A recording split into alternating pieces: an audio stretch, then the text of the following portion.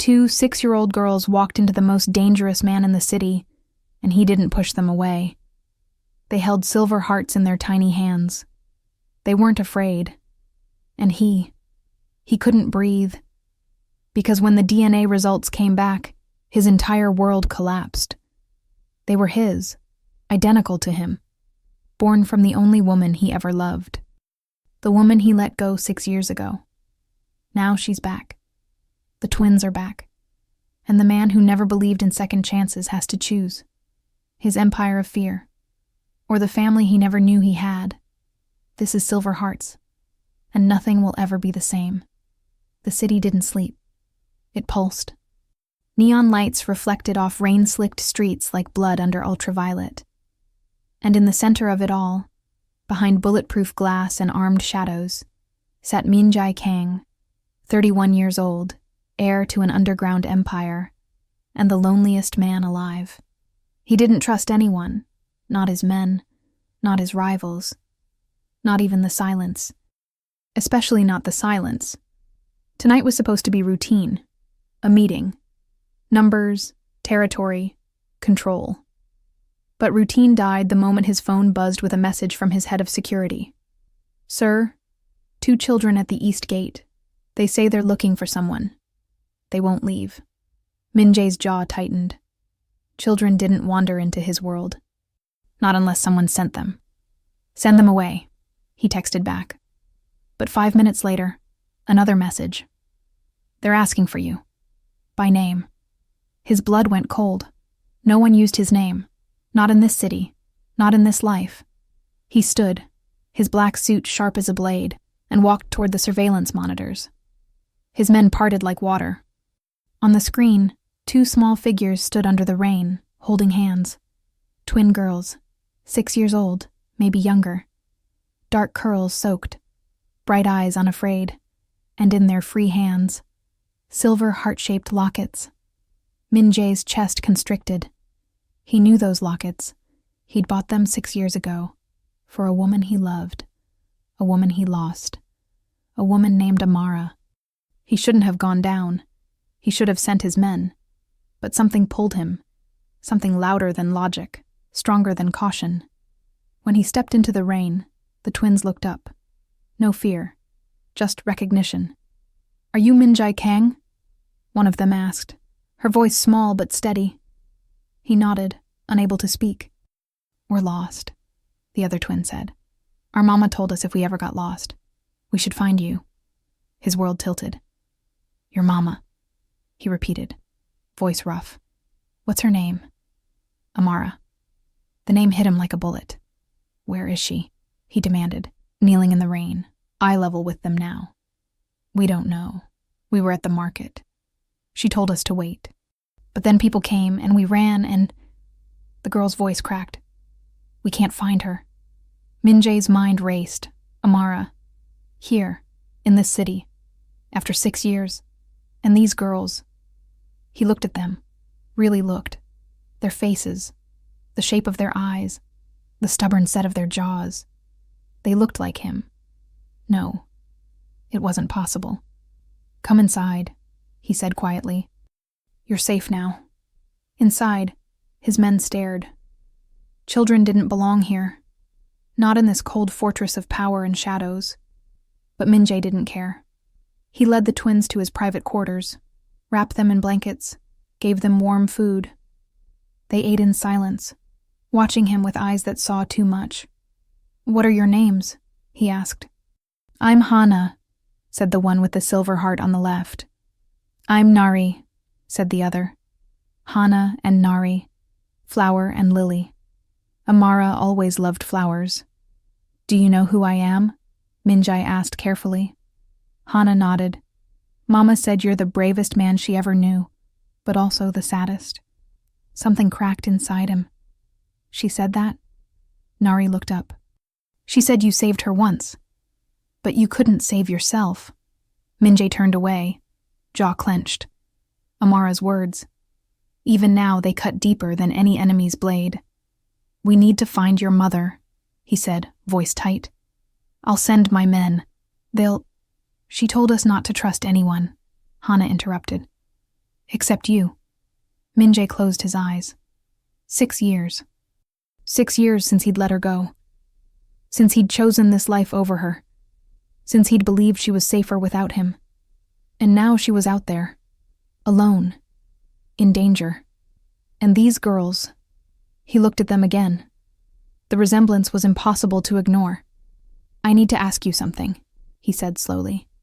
Do you have a father? The twins exchanged a glance. Mama says we do, Nari said. But we've never met him.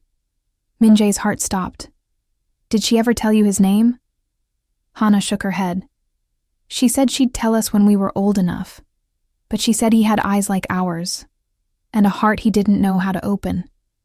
The room blurred. Min-jae stood, walked to the window, fists clenched. It couldn't be. He would have known. She would have told him. Unless. She chose not to. Unless she believed he was too far gone. I need to run a test, he said, turning back to them. A DNA test. It won't hurt. I just need to be sure. The twins nodded, trusting him completely. That trust terrified him. The results came back in 2 hours.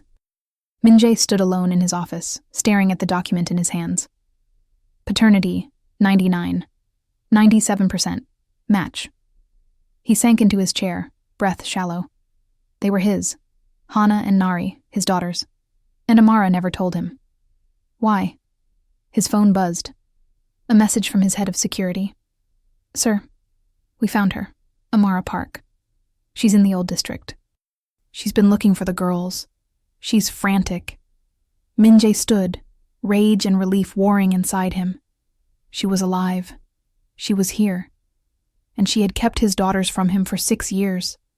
Bring her here, he texted back. Now. He looked at Hana and Nari, asleep on the couch, clutching their silver hearts. His daughters. The world he'd built on power and fear had just collapsed, and he had no idea how to rebuild it. Amara Park hadn't slept in 14 hours. Her hands trembled as she pushed through the rain-soaked streets, calling her daughters' names until her voice cracked. Hana! Nari! Nothing. Only the indifferent hum of the city. She'd lost them at the market. One moment they were beside her, the next, gone. Panic had swallowed her whole. She'd reported it to the police, but they were slow, dismissive. Kids wander off, they'll turn up. They didn't understand. The city wasn't safe, not for her, not for them, not when the man who fathered them still ruled its shadows. She'd spent 6 years running from him, 6 years building a life where he couldn't touch them, where his world of violence and power couldn't poison the innocence she'd fought so hard to protect. But now, her girls were gone, and deep down, she knew. If anyone could find them, it was him. That's why she'd sewn his name into their memory. Why she'd whispered it like a prayer before bed. If you're ever lost, find Min-jae Kang. He'll keep you safe. She just never thought they'd actually need him. Her phone buzzed. Unknown number. She answered, heart pounding. Ms. Park. The voice was cold, professional. Your daughters are safe. Mr. Kang requests your presence immediately. Her breath caught. Where are they? Are they hurt? They're unharmed. A car is waiting for you at the corner of 5th and Main. You have 10 minutes. The line went dead. Amara stood frozen, rain streaming down her face. Relief and terror crashed through her in equal measure. Min-jae had them. Of course he did. She should have known. The moment they went missing, she should have known they'd find him. Or he'd find them. Because that's what he did. He found things. He controlled things. And now he had her daughters. She ran. The black car was waiting, just like the voice said. 2 men in dark suits stood by the doors. They didn't speak. Just opened the door and gestured for her to enter. Amara climbed in, heart hammering. The interior smelled like leather and danger. The drive was silent. The city blurred past. And with every mile, her dread deepened. She hadn't seen Min-jae in 6 years, not since the night she walked away. The night she chose her unborn children over the man she loved. Because loving him meant living in his world. and his world had no room for innocence. She'd left before he could pull her under, before the violence and the lies consumed everything good between them. She never told him she was pregnant. She convinced herself it was mercy, that he'd be safer not knowing, that they'd be safer without him. But now, as the car pulled up to a sleek, fortress-like building in the heart of the city's most controlled district, she realized how foolish that mercy had been. He would know by now. One look at Hana and Nari, and he'd know. The elevator rose in silence. The two men flanked her, expressionless. When the doors opened, she stepped into a vast, cold penthouse. Floor-to-ceiling windows overlooked the glittering city. Minimalist furniture. Dark wood. No warmth. And there, standing by the window back to her, was Min-jae Kang. He hadn't changed. Tall, broad shoulders, black suit perfectly tailored, hair slicked back. The same controlled power that had once made her feel invincible, and then utterly powerless. "Where are my daughters?" she demanded, voice stronger than she felt. He turned slowly. His face was unreadable, but his eyes, those dark, sharp eyes, burned with something she couldn't name. "They're asleep," he said, voice low and dangerous. "In the next room." Relief flooded her. "I need to see them." "You will." He stepped closer. "After we talk." She stiffened. "There's nothing to talk about. I'm taking them and leaving." "You're not going anywhere." The words were soft, but they carried the weight of a man who didn't make idle threats. Amara's hands curled into fists. "You don't get to decide that." "I do when they're my daughters."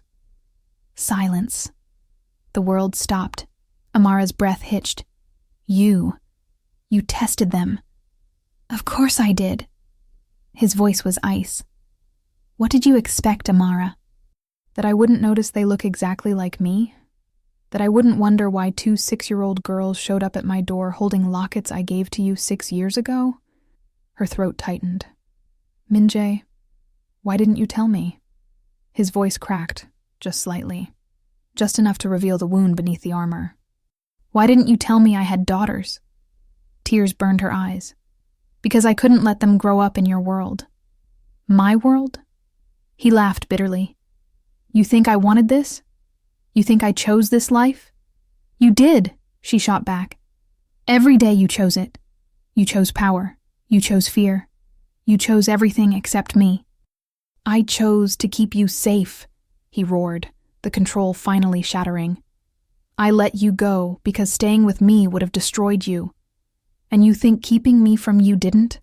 Her voice broke.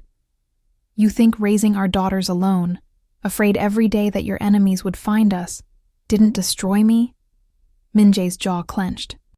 He turned away, hands braced on the window ledge. Silence stretched between them, heavy and suffocating. "They're beautiful," he said finally, voice raw. "Hana and Nari. They're everything I didn't know I needed." Amara's heart ached. "I know. They trust me." He looked back at her. "They looked at me like I was someone worth trusting. Do you know how long it's been since anyone looked at me like that?" She swallowed hard. "That's because they don't know what you are. Then tell them." His eyes hardened. "Tell them I'm a monster. Tell them I run an empire built on fear. Tell them their father is everything you ran from." "I can't." "Why not?" "Because they already love you." Tears spilled down her cheeks. "Because I told them that if they were ever lost, you'd save them. And you did." Min-jae closed his eyes, something breaking inside him. "I don't know how to do this," he whispered. "I don't know how to be what they need." Amara stepped closer, heart pounding. "Then learn." He looked at her, and for the first time in 6 years, she saw the man she fell in love with. Not the crime lord, not the untouchable king.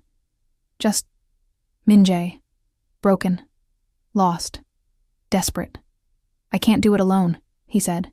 "You won't have to." His hand reached out, hesitant, and touched her cheek. "Don't leave again." Her breath caught. "Min-jae, please." The word was a prayer. "Stay. Let me meet them. Let me Try. Amara closed her eyes, feeling the weight of 6 years pressing down on her. She'd run to protect them. But maybe protection wasn't enough. Maybe they needed their father, even if he was the most dangerous man in the city. Okay, she whispered. But if you hurt them, I won't. His voice was steel. I'd burn this entire empire to the ground before I let anything hurt them. And she believed him. Morning came too soon. Amara woke on a leather couch in Minjae's penthouse, disoriented and exhausted. For a moment she forgot where she was. Then she heard them. Laughter. Her daughter's laughter. She sat up, heart racing, and followed the sound to the kitchen. What she saw stopped her cold. Minjae Kang, the man who ruled an underground empire, who made grown men tremble with a look, was sitting on the floor with Hana and Nari, building a tower out of blocks. Hana was giggling as she placed a piece on top. Nari was directing the whole operation with serious determination. And Minjae was smiling. It was a small smile. Uncertain. Like he didn't quite know if he was allowed. But it was real. Amara's throat tightened. Mama! Nari spotted her first and ran over, arms outstretched. Amara scooped her up, holding her tight, breathing in the scent of her daughter's hair. Are you okay, baby? We're okay. Hana joined them, wrapping her arms around Amara's leg. Mr. Minjae made us pancakes, and he has a big TV, and he said we can stay as long as we want. Amara's eyes shot to Minjae. He stood slowly, brushing off his pants, his expression guarded. I told them, he said carefully, that you'd decide how long you stay. She nodded, still processing the surreal scene. Girls, why don't you finish your breakfast? Your 2 options. Keep listening to short previews. Unlock all 10 full episodes now, over 10 hours of captivating stories. New content every week. Listen anytime, anywhere, with no interruptions. Exclusive member area. Choose next week's story theme. Scan the QR code now and dive into the full experience. I need to talk to Mr. Minjae for a minute. They ran back to the table, chattering happily. Amara walked to the window, arms crossed. Minjae followed, keeping a respectful distance. They think this is a sleepover, she said quietly. They don't understand what's happening. I know. We can't stay here, Minjae. This isn't a life for them. What is? His voice was soft but firm. Going back to hiding? Constantly looking over your shoulder. Wondering when my enemies will find you. She flinched. That's not fair. It's the truth. He stepped closer. You think I don't have people watching you? Protecting you? I've known where you were for 4 years, Amara. Her blood ran cold. What? I found you. 3 years after you left. I had my men track you down. I saw the twins. I saw everything. His jaw tightened. And I stayed away. Because I thought that's what you wanted. Tears burned her eyes. Then why now? Why bring me here? Because they found me. His voice broke slightly. They walked into my world and I couldn't. I couldn't send them away. Not when I knew. Not when I saw myself in their faces. Amara pressed a hand to her mouth, overwhelmed. I'm not asking you to forgive me, Minjae continued. I'm not even asking you to stay. But I'm asking you to let me be part of their lives. Let me protect them. Let me. He swallowed hard. Let me try to be their father. She looked at him. Really looked at him. The man who'd broken her heart. The man she'd run from. The man who'd just spent the morning building block towers with their daughters. This world you're in, she said, voice trembling. It's not going to change. You're still him. I know. And you think you can just, what? Be a part-time dad? Show up for birthdays and holidays while you run your empire? No. His eyes burned into hers. I think I need to change. I think I need to find a way out. She laughed bitterly. You can't just walk away from this life, Minjae. You know that. I can try. He reached out, almost touching her hand, then pulled back. For them. For you. I can try. Amara's heart ached. She wanted to believe him. God, she wanted to believe him. But she'd heard promises before.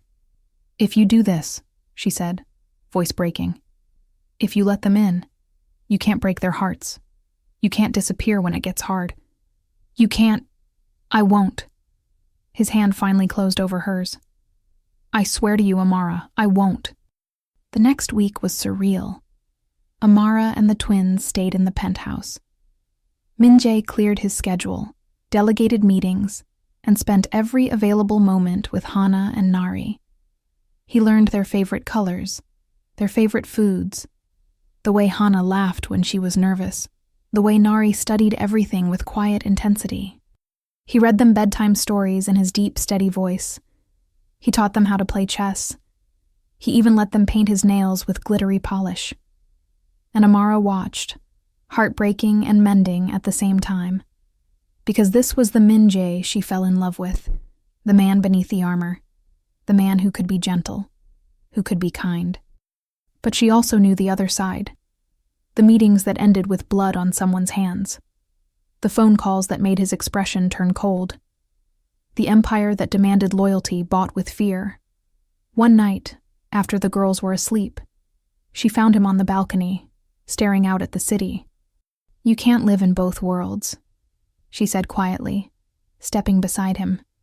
He didn't answer at first, just stood there, hands braced on the railing. "I know," he finally said, "but I don't know how to leave one without losing everything in the other." "You won't lose them." She touched his arm. "Hana and Nari, they're yours, no matter what." "And you?" He looked at her, eyes dark and searching. "If I choose to walk away from this life, would I lose you?" Her breath caught. "Min-jae, I loved you 6 years ago, Amara. I never stopped. And seeing you now, with them, it's like the universe is giving me a second chance I don't deserve." Tears slipped down her cheeks. "You hurt me. You chose power over me. I know, and I'll regret that for the rest of my life." He cupped her face gently. "But if there's even the smallest chance you could forgive me, I'll do whatever it takes." She closed her eyes, feeling the warmth of his hand, the sincerity in his voice. "I don't know if I can trust you," she whispered. "Then let me earn it." His forehead rested against hers. One day at a time. And for the first time in 6 years, Amara felt something she thought she'd lost forever. Hope. But hope was fragile. The next morning, Min-jae's head of security burst into the penthouse, face grim. "Sir, we have a problem." Min-jae stood instantly on guard. "What is it?" "The Choi family. They know about the girls. They know about Ms. Park." Amara's blood turned to ice. The Choi family, Min-jae's biggest rivals, the ones who'd been trying to take his territory for years. "How?" Min-jae's voice was deadly calm. "Someone talked, a low-level runner. He's already been dealt with, but the damage is done. They're making threats. They want a meeting. They want to negotiate." Min-jae's jaw clenched. "Negotiate with what leverage?" The security chief hesitated. "They said, if you don't meet their terms, they'll target the people you care about, starting with your family." Silence. Amara's heart stopped. Min-jae turned to her, eyes dark with something she'd never seen before. Pure, unfiltered rage. "Take Amara and the girls," he said, voice ice. "Move them to the safe house, now." "No," Amara started. "This isn't a discussion." He grabbed her shoulders. "They know about you. They know about Hana and Nari. I won't let them become targets." "And what are you going to do?" she demanded, fear clawing at her chest. He didn't answer, just looked at her with eyes that promised violence. "Min-jae, don't. I'll end this." His voice was final, once and for all. And she knew. The line he'd been walking between two worlds. He was about to cross it, and there was no coming back. The safe house was silent. Too silent. Amara sat on the edge of a bed, watching Hana and Nari sleep, their small faces peaceful in the dim light. They didn't know. They didn't understand that men with guns were positioned outside every window. that their father had just walked into a war to protect them. She pressed her hands to her face, trying to breathe through the panic. Min-jae had left 3 hours ago.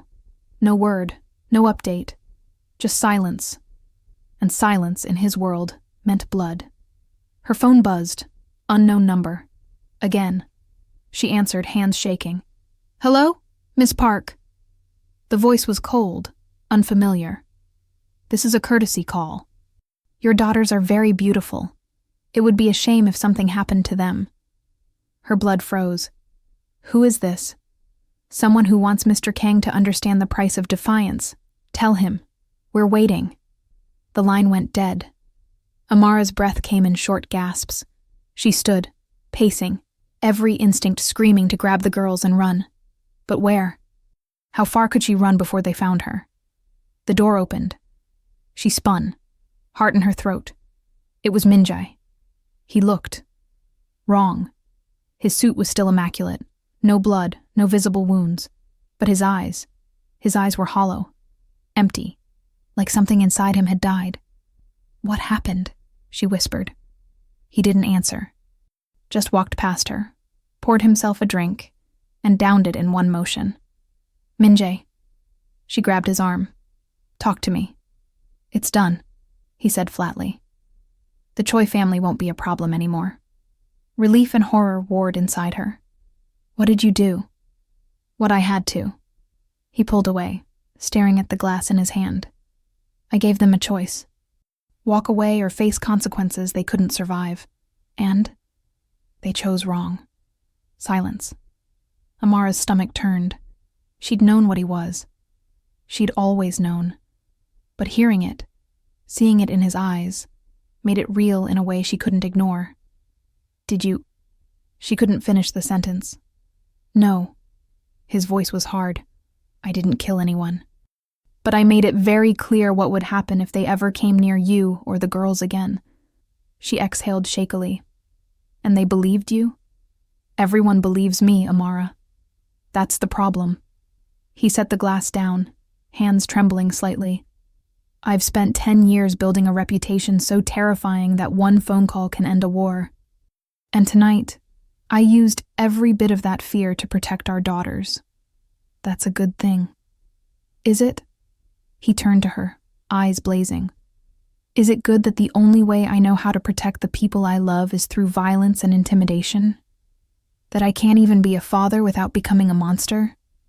Amara stepped closer, heart aching. "You're not a monster." "Yes, I am." His voice broke. "You saw it 6 years ago. That's why you left. And seeing it now, I see a man who's trying." She cupped his face, forcing him to look at her. "I see a man who walked into hell to keep his family safe. That's not a monster, Min-jae. That's a father." He closed his eyes, leaning into her touch. "I don't know how to be both. I don't know how to be the man they need and the man this world demands." "Then stop being what the world demands." Her voice was fierce. "Choose us. Choose them. It's not that simple." "Yes, it is." Tears slipped down her cheeks. "You said you'd try. You said you'd find a way out. So do it. Walk away. Let someone else run the empire. Let someone else carry the weight. Because if you don't—" Her voice cracked.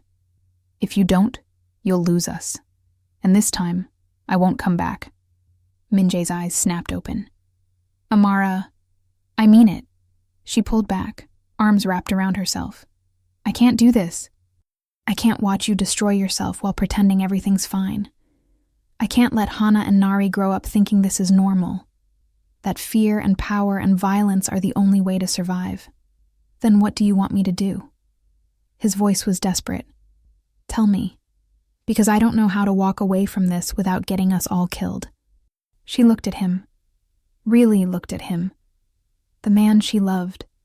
The man she'd run from. The man who was tearing himself apart trying to be enough. "You find someone you trust," she said quietly. "Someone who can take over. Someone who can hold the empire together while you step back. And then you disappear. With us. Somewhere they can't find us."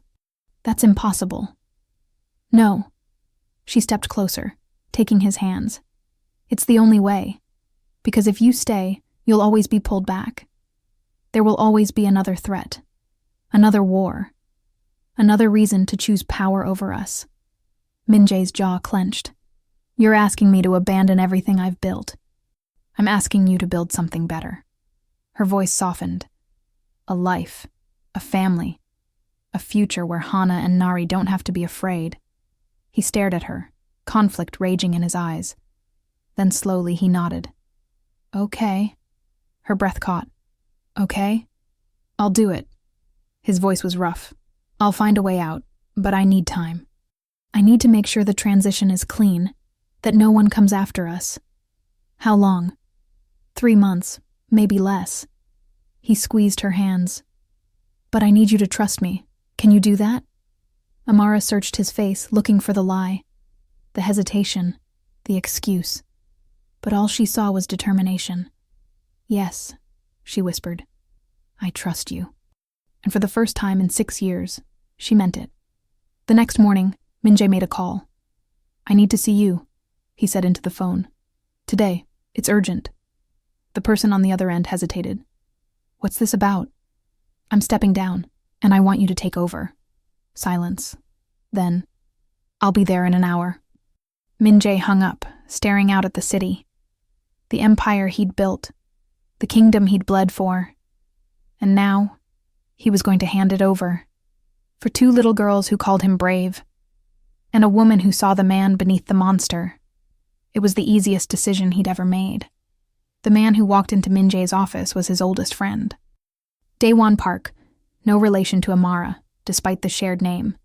They'd grown up together, built the empire together, bled together. If anyone could hold this world together, it was him. Daewon sat across from Min-jae, expression unreadable. You're serious. Yes. You're walking away. From all of this, after 10 years. Min-jae nodded. I have to. Daewon leaned back, studying him. This is about the woman and the kids. It's about being something other than this. Min-jae gestured around the cold, sterile office. I've spent a decade building an empire on fear. And for what? So I could die alone in a bulletproof tower. You're not alone. You have us. You're men. I have daughters, Daewon. Min-jae's voice was quiet but firm. Twin girls who look at me like I'm a hero, and a woman who's giving me a second chance I don't deserve. I'm not throwing that away. Daewon was silent for a long moment. Then he sighed. You know what you're asking, right? You're asking me to become everything you've been. To carry the weight. To make the impossible choices. I know. And I wouldn't ask if I didn't believe you could do it better than I ever did. Better? Daewon laughed bitterly. Min-jae, you're a legend. People fear you, respect you. They won't follow me the same way. Then make them. Min-jae leaned forward. You're smarter than me. More strategic. You see solutions where I see wars. That's what this empire needs. Not more fear, not more bloodshed, but control. Precision. A leader who can hold it together without burning it all down. Daewon shook his head. And if I say no, then I dismantle everything. I burn the empire to the ground and scatter the ashes. Because I won't leave it to someone who'll destroy what we built. Silence stretched between them. Finally, Daewon spoke. You'd really do that? Destroy everything? For them? Min-jae didn't hesitate. In a heartbeat. Daewon studied him, something shifting in his expression. You've changed. I had to. No.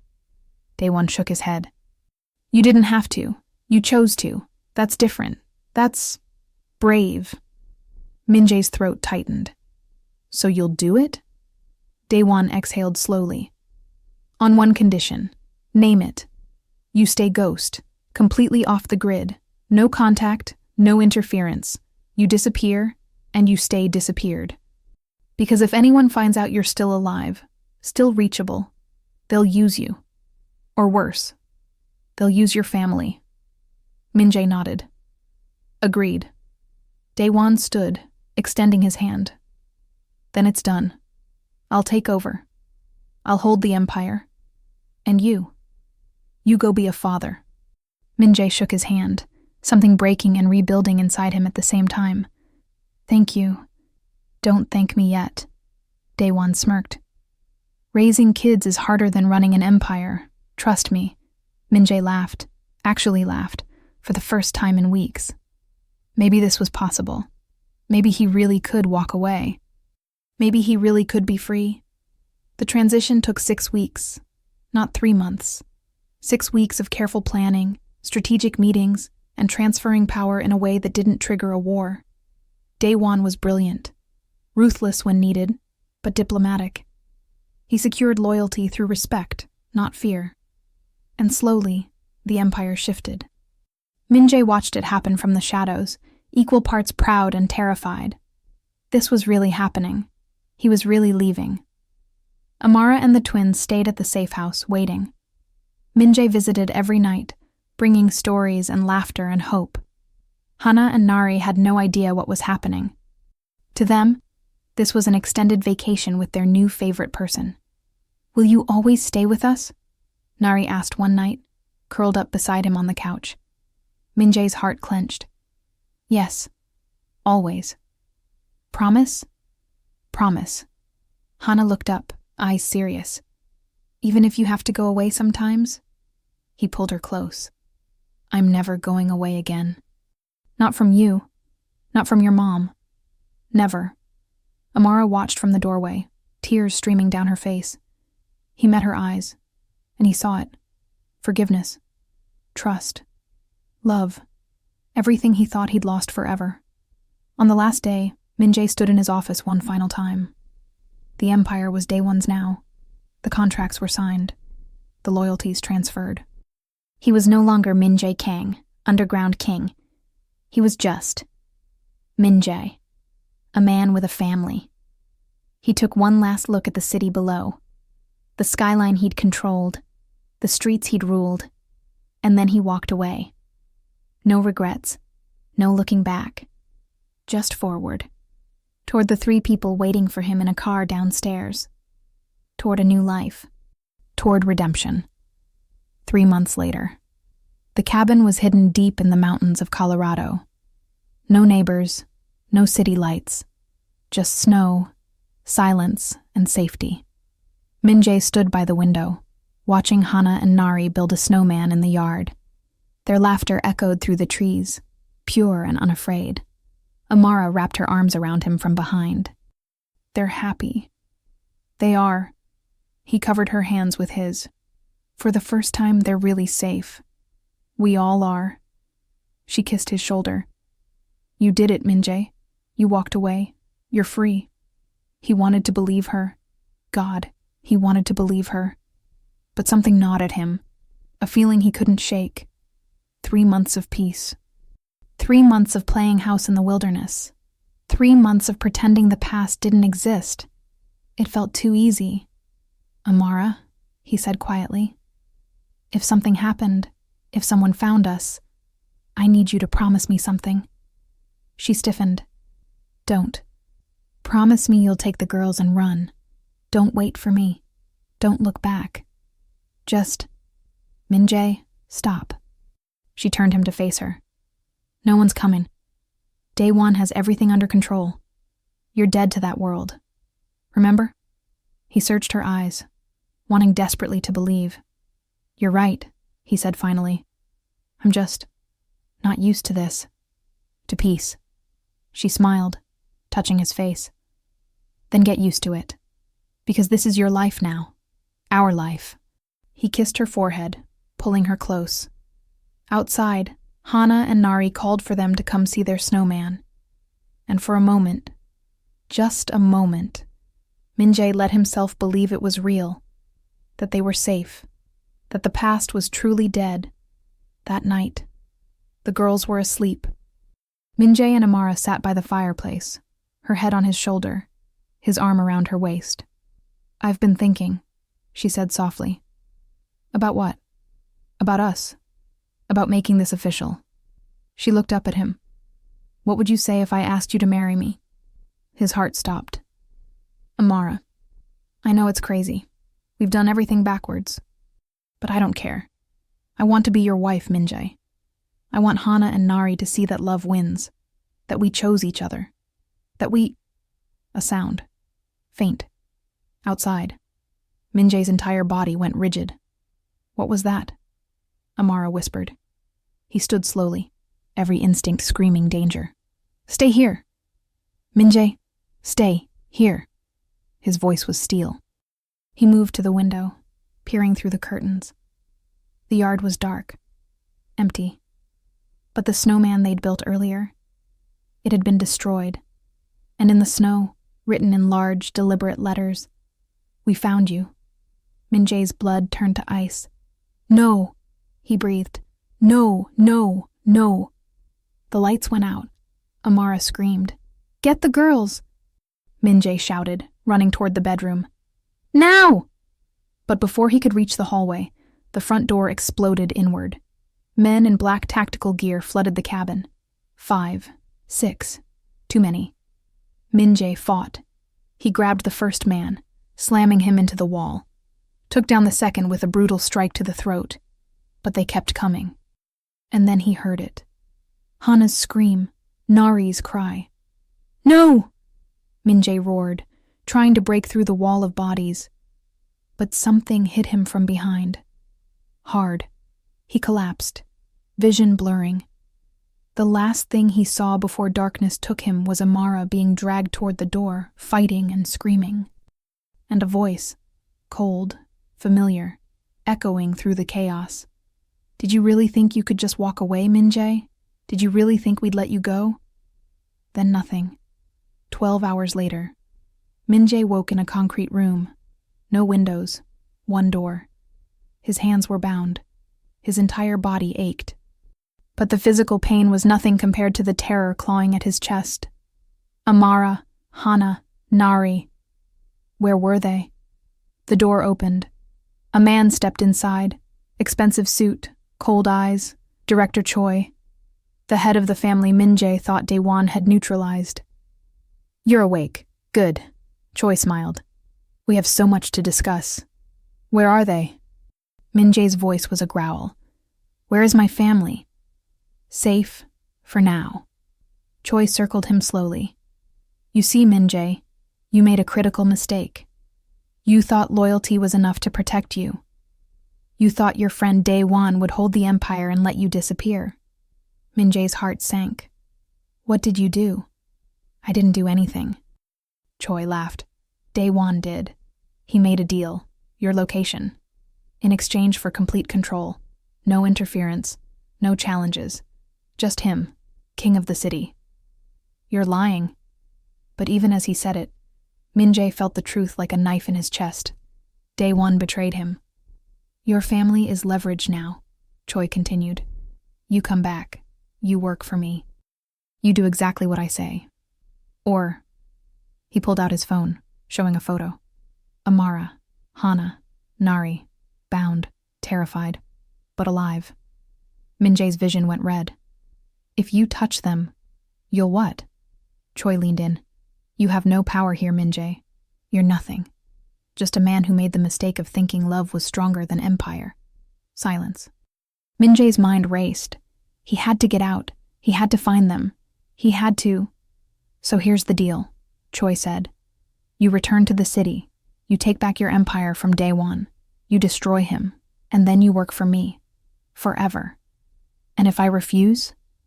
Choi's smile was ice. Then I'll make sure your daughters grow up without a mother. And you'll spend the rest of your very short life knowing you failed them. Min-jae's fists clenched. Rage, desperation, helplessness. He'd walked away to save them, and now, to save them again, he had to become the monster he'd fought so hard to leave behind. I'll do it, he said, voice hollow. I'll do whatever you want. Good. Choi turned to leave. Welcome back to hell, Min-jae. The door slammed shut, and Min-jae Kang, the man who'd chosen love over power, realized the war was far from over. It had just begun, to be continued. Did Min-jae really escape his past? Can he save his family and destroy Daewon? Will love survive the ultimate betrayal? Comment Part 2. If you want to see what happens next, don't forget to subscribe and turn on notifications so you don't miss the next episode of Silver Hearts. Your two options. Keep watching short previews. Unlock the full story now, minus 10 complete episodes, over 10 hours of captivating content. Brand new stories every week. Listen anytime, anywhere, with no interruptions. Exclusive member area, choose next week's story theme yourself. Scan the QR code now. Access is closing soon. Don't miss your chance to experience the full journey.